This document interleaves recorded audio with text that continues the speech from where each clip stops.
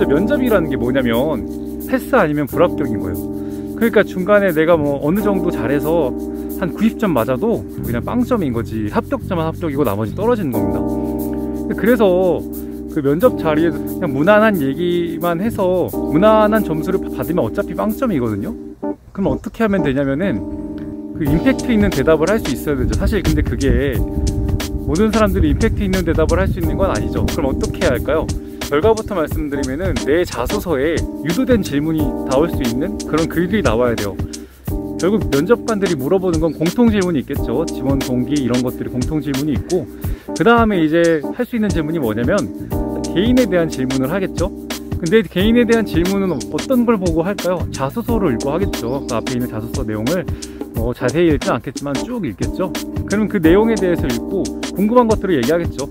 내가 예를 들어 어떤 프로젝트를 했어, 그 프로젝트 했던 그 내용과 그 주제 같은 것들을 간략하게 써놓으면 당연히 그 프로젝트에 대해서 물어보겠죠. 궁금하니까. 그때부터 대답하기 편하죠. 왜냐면은 그 프로젝트는 내가 제일 잘하니까. 그쪽에 준비를 하고 거기서 자연스럽게 내 가치관이 묻어나올 수 있는 그런 스토리들이 내게 되면 그게 더 인상 깊게 남을 수 있는 거니까.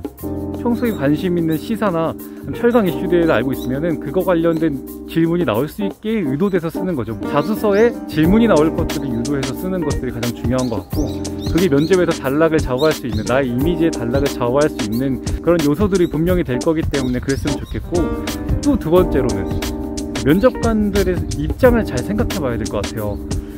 자, 우리가 딱 면접에 들어가면은 누가 앉아 있을까요? 보통 한 3명, 5명 정도 앉아 있는데 보통 가운데는 가장 높은 사람이 앉아 있습니다. 예를 들어 뭐 상무 정도? 상무급 정도 되는 인사가 앉아 있었겠죠. 좀 더 작은 회사는 사장님이 앉아 있을 수도 있고. 자, 그러면 그 왼쪽에는 누가 앉아 있을까요? 아마 당신이 입사하게 되면 같이 일하게 될 팀장이 앉아 있을 겁니다. 자, 그러면 그 상무의 오른쪽에는요, 아마 인사팀장, 인사담당관이 앉아 있을 거예요. 보통 이게 국룰이거든요. 자, 그럼 그 셋 중에 그 면접의 결과를 단락 짓는 사람은 누구일까요? 보통 나와 함께 일할 팀장입니다. 그 팀장이 마음에 드는 사람을 뽑는 거예요. 결국에 팀장이 사이코 같은 취향을 가졌어도 그게 그대로 적용됩니다. 그래서 면접이 원가몰인 거예요. 자, 그 어떤 경우도 있냐면 팀장이 아니고 과장급에서 면접에 들어왔어요. 그럴 수 있겠죠. 자, 그러면은 김 과장이 와가지고 앉아있어. 딱 봐도 조금 어리게 생겼어. 자, 그럼 김 과장이 와서 지원자들을 볼 때 어떤 마음으로 볼까요? 김 과장 입장에서는 당장 입사해서 내일을 빨리 나눠주고 나 대신 야근할 수 있는 사람을 뽑는 게 목표입니다. 자, 그러면 그 김 과장 앞에서 내가 회사에 와서 근 10년, 20년 동안 내가 어떤 포부를 갖고 있는지, 나의 장래에는 나중에 어떤 꿈을 갖고 있는지, 이런 비전을 얘기하는 게 사실 먹힐까요? 먹힐 리가 없죠.